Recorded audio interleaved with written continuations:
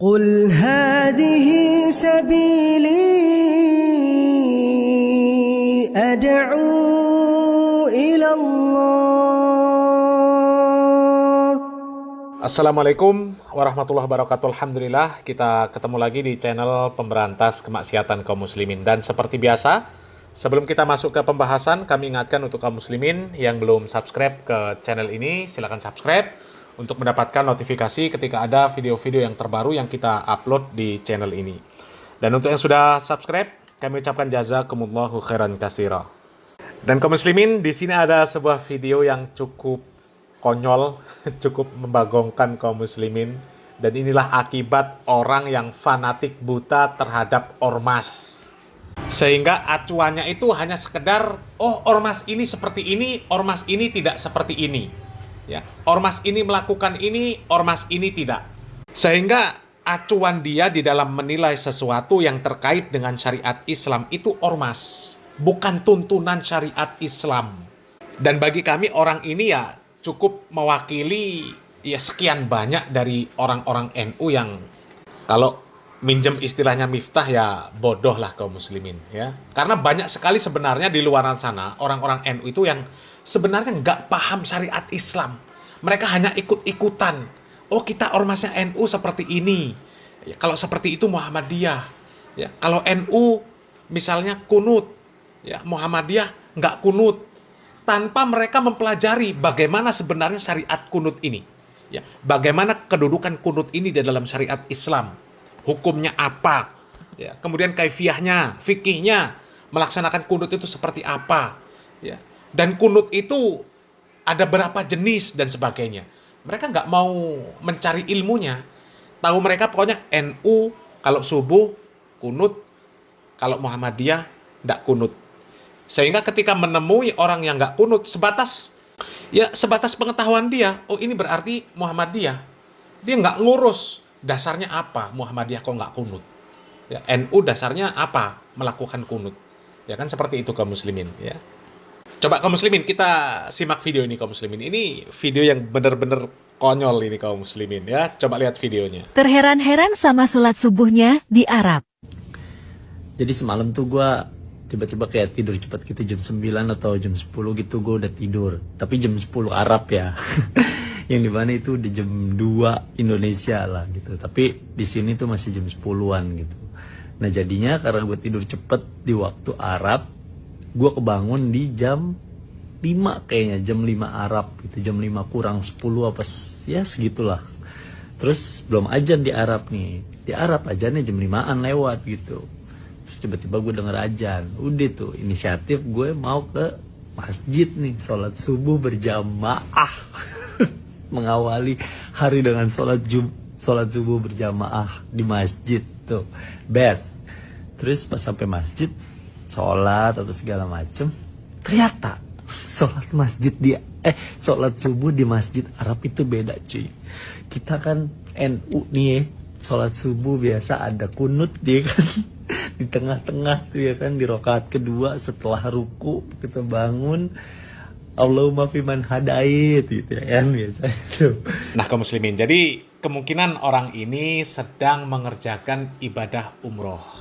Dan kemungkinan baru sekali itu dia sholat subuh di apakah ini Masjidil Haram atau di Masjid Nabawi ya, wallahu a'lam bishawab kaum muslimin ya.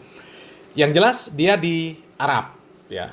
Kemudian dia membandingkan kalau di Indonesia ya, kita nih orang NU katanya ya. Jadi orang NU dia nih kaum muslimin ya.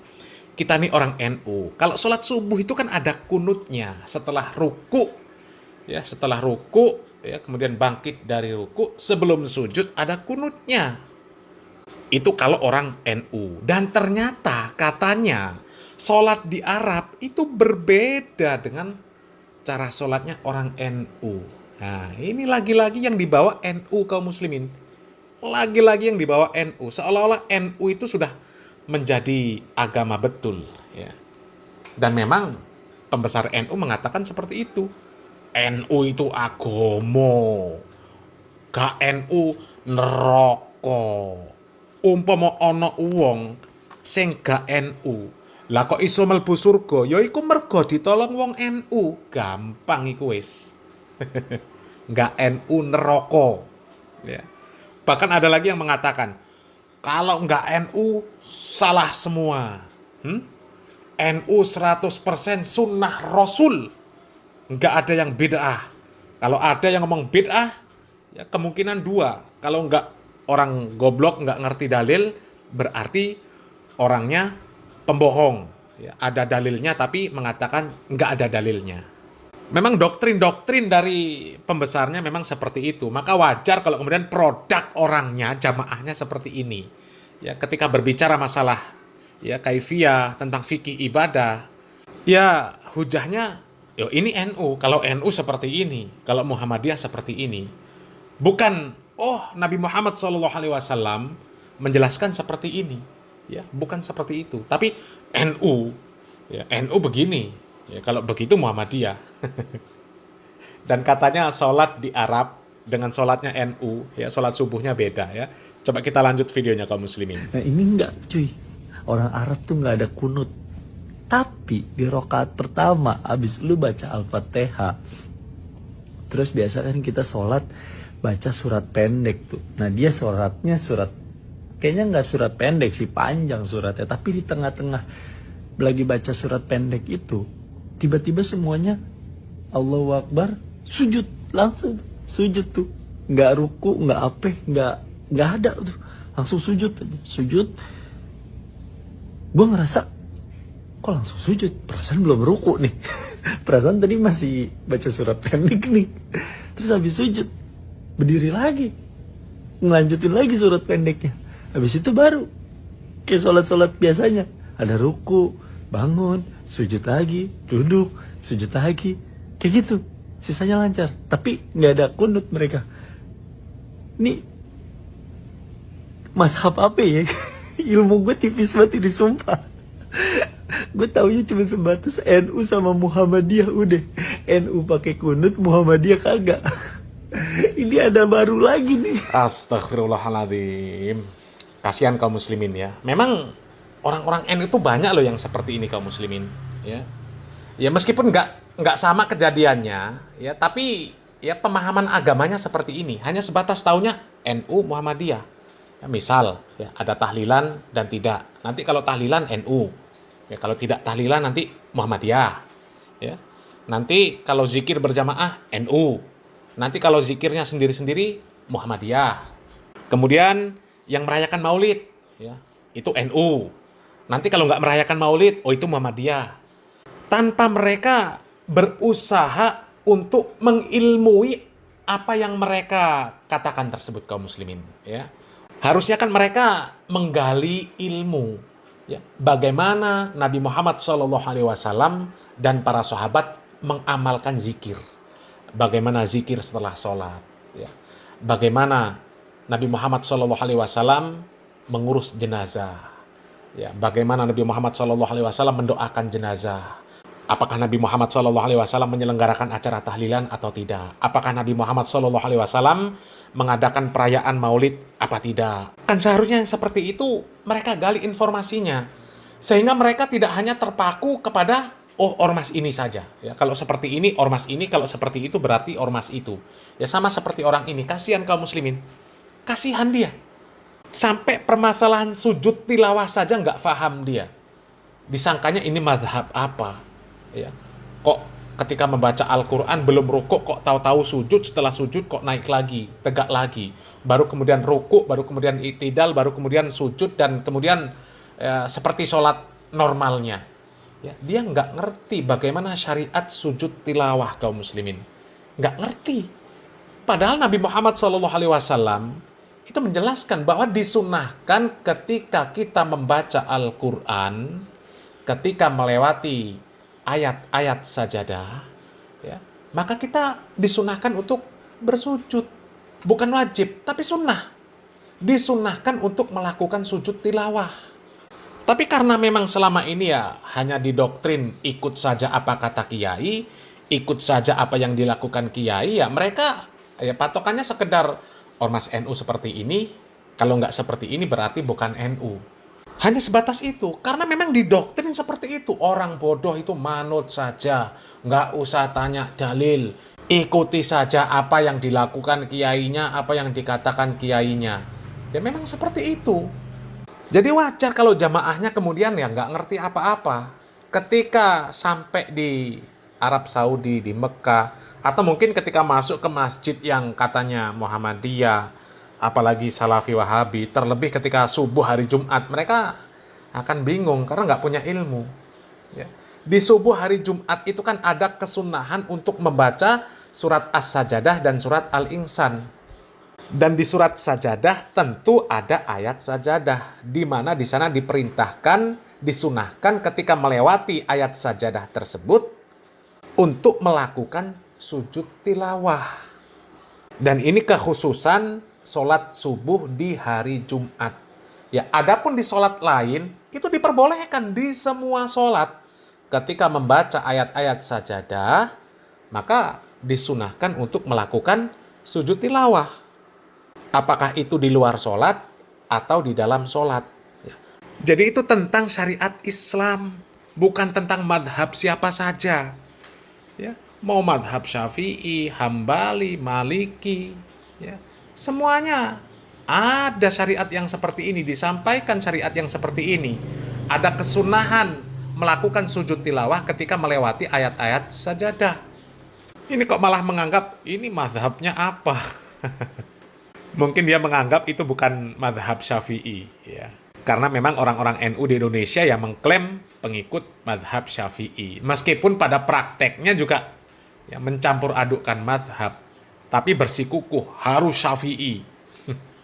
Itulah akibatnya kalau cuma sekedar fanatik golongan lah, fanatik ormas. Ya. Taunya NU, harus NU. Seolah-olah NU itu ya memang sudah menjadi agama. Ya. Kalau nggak NU salah semua, kalau nggak NU masuk neraka. Na'udzubillah min dzalik. Ya. Inilah butuhnya ilmu kaum muslimin. Butuhnya ilmu syariat Islam. Nggak butuh ilmu ke-NU-an, nggak butuh. Yang dibutuhkan adalah ilmu tentang syariat Islam. Mau dimanapun ormasnya, rambu-rambunya tetap syariat Islam. Karena semua kita berikrar, inna sholati wa nusuki wa mahyaya wa mamati lillahi rabbil alamin. Ya. Jadi nggak ada fanatik terhadap ormas, itu nggak ada. Fanatik terhadap syariat Islam. Mau ormas apa saja, kalau melakukan sesuatu sesuai dengan syariat Islam, maka dia kebenaran. Mau ormas apa saja, apakah NU, Muhammadiyah, MTA, LDII, dan sebagainya. Ya. Selama dia selaras dengan tuntunan Al-Quran dan Sunnah, maka bagus. Ya. Tapi mau ormas apa saja, ketika melakukan sesuatu yang bertentangan dengan syariat Islam, maka ya jangan diikuti. Ya.